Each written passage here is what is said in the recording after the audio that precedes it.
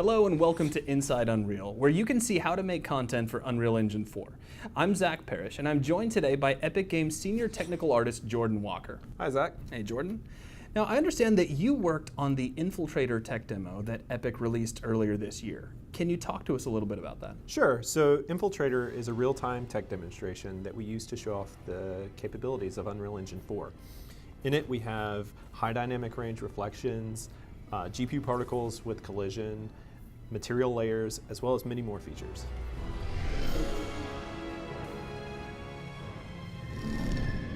Now, if I recall correctly, you used the new material system to help define the look and the feel of the characters in Infiltrator. That's correct. So a character artist would hand me a character model, and I would create material layers and textures to define how those surfaces react to light.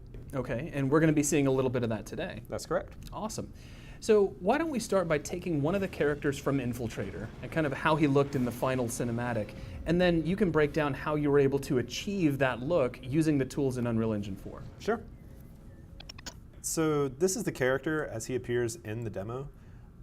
You can see he has a couple different surfaces. There's some chrome buckle here. There's like a military fabric stretched across his chest. There's this padded fabric down below as well. And as far as the workflow goes, we would start this the same way we would start a character before. So a character artist would create a high polygon model. They would process a normal map from that model and hand that off to a texture artist. Once the texture artist received that asset, they would create a few different textures, one of them being a material mask that kind of color codes where each material goes on the surface. Now, in this case, when you say where each material goes, are you talking about like the different types of surfaces that make up the character? Right, so here you can see they colored in where metal goes on his mask. And then down here they've colored where like the fabric padding goes and where the black plastic goes. Okay. So it literally is color coding the different types of surfaces that make him up. Exactly. All right, cool. Here you can see the artist creates an asset that's basically a texture that defines where grime resides on the surface, where dirt collects. You can see in the cracks of things, this texture is a lot heavier, and it's basically saying this is where the surface is dirty. Mm-hmm. This final texture that an artist creates says where the scratches and the scuff marks happen. And they would do that on the edges of objects. They do it where a surface maybe like rubs against other things. So this is an example of a variant that we made where I took just one of the layers, which was composite plastic, and said, now it's this like orangey copper metal color. And that used all of the same textures that we created before. I just swapped out one material layer. Yeah, and the touch of color actually looks really amazing there. Very nice. Now, in the Infiltrator demo, you actually used a combination of the traditional approach along with the incorporation of these layered materials. Can you talk a bit about how you did that?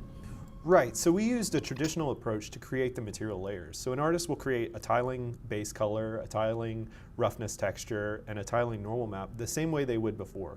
They make that material layer look good, and then they use the new techniques of material layers to combine all of those together. And they still use traditional techniques to create the masks, right? Like those are created using Photoshop or 3D paint programs to blend the material layers together. So how do you benefit from using this hybrid technique?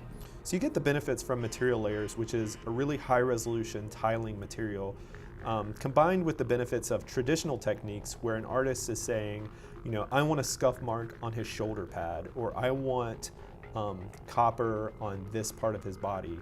And so you're allowed custom surface information, but it still looks really high resolution and highly detailed.